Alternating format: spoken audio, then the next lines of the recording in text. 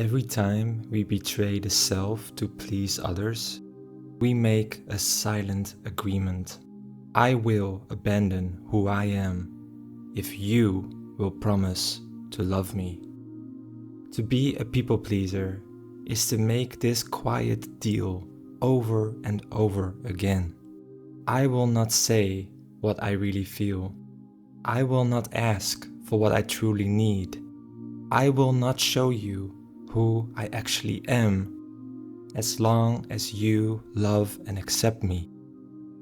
In this video, I want to explore the psychological and emotional roots of people-pleasing through a Jungian lens, and most importantly, how we begin to break free.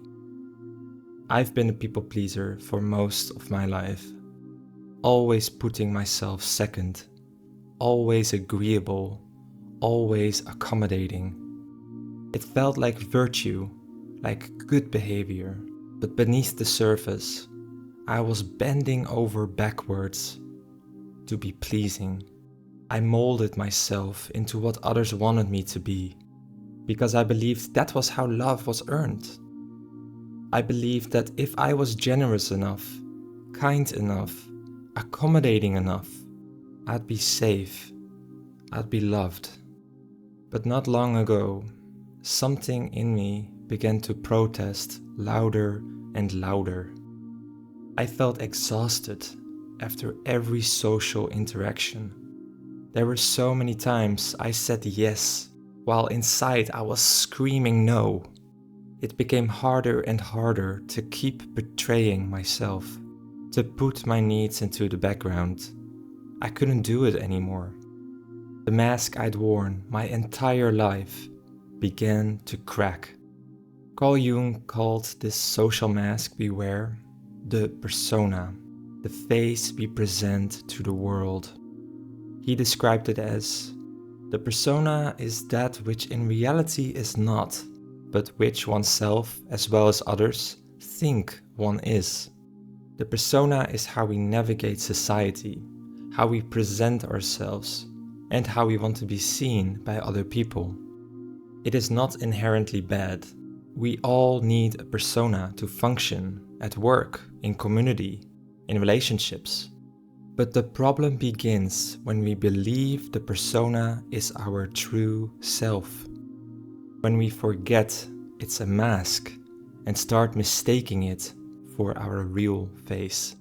The people pleaser's persona is charming, empathic, polite, kind, selfless, agreeable, and always accommodating.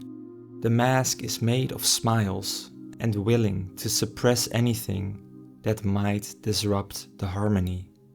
It's deeply attuned to what others need. It says, "Tell me who you want me to be, and I will become it." It is completely normal that we develop a persona. We begin shaping it from a very young age. As children, we carefully observe what behaviors are accepted and which are not. We shape this mask accordingly, with only the personality traits that lead to love and acceptance. But what happens to the parts of ourselves that don't fit the mask? What happens to the voice that wants to say no? The rage that rises when we feel overlooked or taken advantage of? They don't disappear. Jung says they get pushed into the shadow, the part of the psyche that contains everything we repress, reject, or disown. Jung wrote, the shadow is the thing a person has no wish to be. The shadow is part of our personal unconscious.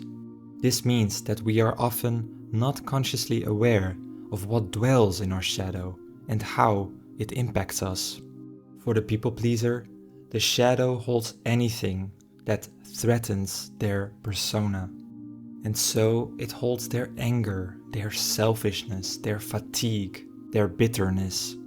These are cast out not because they are inherently bad, but because they risk breaking the mask, and so we bury them. Because as children, we believe the mask cannot break. We believe our survival depends on it. And so these exiled qualities go underground, but they do not disappear. They live in the unconscious. Over time, repressing these qualities becomes more and more exhausting. It takes enormous energy to keep saying yes when something inside us is begging for no. And on some level of our being, it deeply hurts. We are silencing parts of ourselves that long to be seen. And eventually, they begin to leak out in resentment, anxiety, burnout, or quiet self-sabotage. We don't become people pleasers out of nowhere.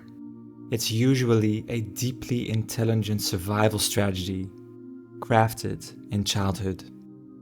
Depth psychologist Bill Plotkin says that around age 3, we make a silent promise. I will be who they want me to be, so that they will love me. And we meant it. It was how we found safety, belonging, love. And so we abandoned our true self and became the version that ensured we were accepted. Maybe because we learned that love was conditional. Maybe we had to manage the emotions of a parent, and there was simply no space for our needs. Making that promise is no failure. I like to see it as a testament to the wisdom of a child, adapting to their environment in order to survive. But that childhood promise was never meant to last forever. Here's the tragedy. Many of us never break it. We keep living by it, long after it has expired. We were supposed to revisit it and break it, not out of betrayal, but as a rite of passage into true adulthood, as Bill Plotkin would say. But many never break it. We forget we made the promise in the first place. And so, as adults, we continue pleasing everyone, at work, at home, while betraying ourselves. Because we are afraid of what will happen if we stop doing it. But this comes at a cost. In anger that feels out of place. In social exhaustion that you can't explain. Or perhaps in burnout, depression, or addiction from the war that is going on within us, out of our sight. To fully step into adulthood and become whole, we must break that old promise. If we don't, we live a life that isn't really ours. A life consumed by what others think. A life shaped by fear. A life of quiet resentment and exhaustion. A life where our uniqueness never gets to shine. As poet David Whyte writes, there is only one life you can call your own, and 1,000 others you can call by any name you want. If we don't break the promise, we never get to live that one life. We end up living a life made of everyone else's expectations, mistaking them for our own. But breaking that promise is terrifying. It feels like death, because it is a kind of death, a psychological death of the one who pleases.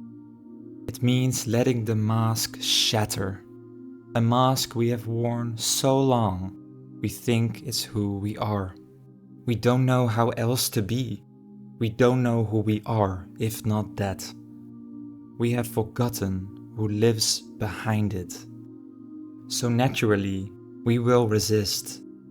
Our ego will try to do everything it can for us to hold on to that safety. The thought of standing up for ourselves, of actually saying no, of being disliked, it feels unbearable. But as Clarissa Pinkola Estes writes, to be ourselves causes us to be exiled by many others, and yet to comply with what others want causes us to be exiled from ourselves. We are faced with a profound choice. Do we risk being exiled by others or remain exiled from ourselves? This is the razor's edge we walk. But if we want peace, if we want wholeness, we must break that childhood promise and replace it with a new one. In my own journey, I have seen how deeply my people-pleasing was connected to my relationship with my inner masculine. According to Jung, everyone, regardless of gender, carry both feminine and masculine energies within them. And for many people pleasers, the masculine has been wounded or repressed. As Edward F. Adinger says, the ego must become strong enough to create and defend boundaries. Without this, there is no sense of individual identity. The masculine principle is what empowers the ego to do this. The masculine within brings clarity, assertiveness, strength, and protection. But for the people pleaser, these qualities often live in the shadow because they once felt unsafe to express. To heal ourselves and to overcome people pleasing, we must retrieve these lost parts that live in our shadow. Not in order to replace our kindness with aggression or domination, but to be able to stand firm in our truth. To reach the place where our kindness no longer requires our self-abandonment. Where we can be warm and generous, not because we are afraid of rejection, but because we're rooted in self-respect. It's where our yes is true and our no is sacred. We often have a negative image of the masculine. And this is understandable because there are so many bad examples of masculinity in the world. As Robert A. Johnson said, we are trained not to express our masculine side in a sacred way. As a result, masculinity becomes either toxic or suppressed. And in either case, it is wounded. A healthy, sacred masculine is one that protects. It is strength, it is presence, sovereignty, integrity. It says, "This is my sacred space. You may not cross this line." This is exactly what the people pleaser needs most. The ability to defend the self, to risk disapproval and people disliking you. As we do our shadow work and begin to embrace and integrate the qualities in our shadow and reclaim the inner masculine, we begin to live in alignment with our truth, even if it means disappointing others. And yes, it may cost us too. It may cost us approval, validation, or relationships. But what we gain in return is our wholeness. This path isn't easy, but with the help of a Jungian analyst, I have broken the old promise and replaced it with a new one. I try to live by it every day. And yes, sometimes I fall back into old patterns, and that's okay. What matters is that we keep trying and that we hold ourselves with compassion. I know now, I don't need to be everything for everyone. I know that my needs matter, that my no is sacred, and that I can survive and thrive when I choose to be myself unapologetically. Thank you for being here and watching this video. I'd love to read your reflections if you feel called to share any. Keep walking, and I'll see you next time.